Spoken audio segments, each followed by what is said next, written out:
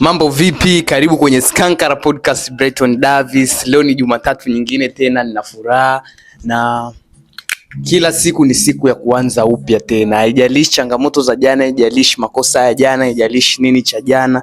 Jana ni jana, ilishakuwa past na ilishapita. So tugange yanayokuja, tuendelee kufocus, tuendelee kupambana sisi kama vijana, tuendelee kuyatafuta mafanikio yetu kwenye engo tofauti tofauti. So nikutie moyo, kama umeweza kuamka leo ni mzima, una mafua, unaumwa, yote ni mipango ya Mungu. Mshukuru Mwenyezi Mungu, as long as bado uko hai, tuendelee kupambana, au sio? Kama unaumwa, jitahidi upone, nenda hospitalini, tumia dawa, fanya mazoezi, kunywa maji, make sure unarudi kwenye fitness na